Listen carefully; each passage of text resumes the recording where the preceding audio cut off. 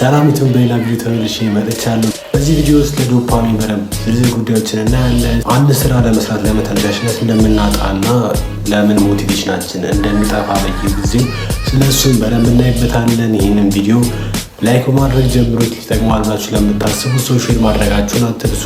ይህንን ቻናል አሁኑ ሰብስክራይብ ማድረጋችሁን ቼክ አድርጉ። ሰብስክራይብ ካደረጋችሁ ደግሞ ሰብስክራይብ ማድረጋችሁን አትርሱ።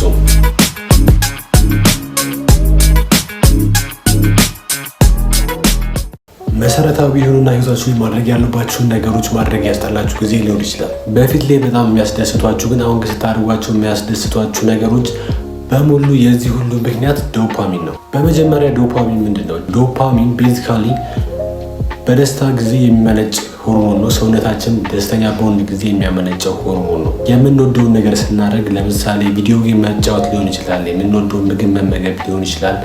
የምንወዳቸውን እና ደስ የሚሉን ነገሮች በምናደርግበት ጊዜ ሰውነታችን ዶፓሚን ያመነጫል። ይህ እውነት ቢሆንም ዶፓሚን ግን ከዛ ያለፈ ጥቅም አለው።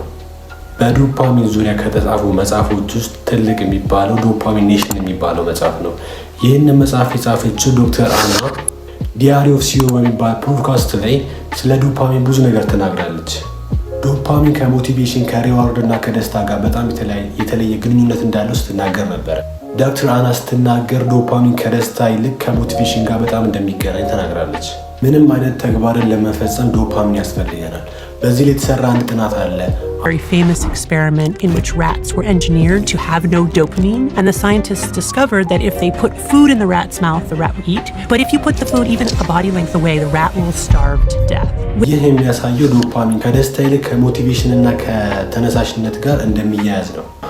ያለ ዶፓሚን ለመኖር የሚያስፈልጉ ነገሮች እንኳን ለማድረግ ተነሳሽነት አይኖረንም። ከእንቅልፋችን ለመነሳት፣ ስራ ለመስራት፣ ኢቭን ምግብ ለመብላት እንኳን ዶፓሚን ያስፈልገናል ማለት ነው። እነዚህ ነገሮች ለማድረግ እና ለመኖር ሰውነታችን ራሱ የሚያዘጋጀው ዶፓሚን አለ። ቤዝላይን ዶፓሚን ሰውነታችን ሁልጊዜ ዶፓሚንን ያመነጫል። ሌላኛው ደግሞ ስቶርድ ዶፓሚን አለ። እኛ ደግሞ ዶፓሚናችን እንዲቀንስ የሚያደርጉ ብዙ ነገሮች አሉብን። ራሳችንን በሚያስደስቱ ነገሮች ከጠመደ ሰውነታችን ዶፓሚንን የሚወስደው ከስቶር ዶፓሚናችን ነው። እንደ ነገሮቹ አስደሳችነት ሰውነታችን የሚጠቀመው ዶፓሚን መጠን ይለያያል።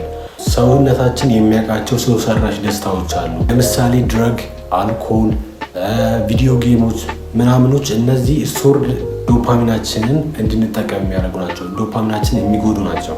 ያለ ስራ ወይ ደግሞ ያለ አቺቭመንት ደስታ የሚሰጡ ነገሮችን ባደረገን ቁጥር ሰውነታችን ዶፓሚን እየጨረሰ ይመጣል። ያለ ስራ ያለ አቺቭመንት በደስታ ራሳችን የምንጠምድ ከሆነ ሰውነታችን ያለ ዶፓሚን እየወረደ ይመጣል። በዚህ ምክንያት ለሌሎች ስራ ያለን ተነሳሽነት ይቀንሳል። ስለዚህ ያለ ስራና ያለ አቺቭመንት የሚመጡ ደስታዎችን በመቀነስ ወር ከቤታችሁ በማውጣት ለስራ ያላችሁ ተነሳሽነትና ዶፓሚናችሁንም ማሳደግ ትችላላችሁ። ዶፓሚን ተመልሶ የሚሞላ ነገር ነው። ሰውነታችሁ ዶፓሚን እየጨረሰ ዶፓሚናችሁ እንደወረደ ከተሰማችሁ ራሳችሁን ከሰው ሰራሽ ደስታዎች በመጠበቅ ዶፓሚናችሁ ሪፊል እንዲያደርግ ማድረግ ትችላላችሁ። ዶፓሚናችሁ እንዲመለስ ማድረግ ትችላላችሁ።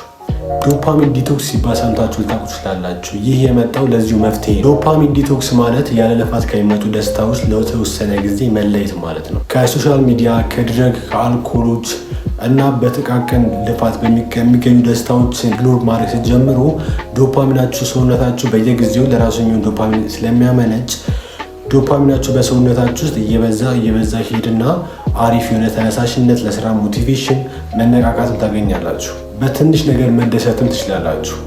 ለዛሬ ያስኩላችሁ ቪዲዮ ይህን ይመስላል። ይህን ቪዲዮ ከወደዳችሁት ላይክ አድርጉት። ይጠቅማል ብላችሁ ለምታስቡለት ሰው ሼር ማድረጋችሁን አትርሱ። ይህንን ቻናል ሰብስክራይብ ካላደረጋችሁ ደግሞ ሰብስክራይብ ማድረጋችሁን አትርሱ። ምክንያቱም ወደፊት ሰብስክራይብ ማድረጋችሁ ግዴታ ስለሆነ በዚህ ቻናል እናንተ ይጠቅማል ብዬ የማሰባቸውን ሀሳቦች ይዤላችሁ እመጣለሁኝ።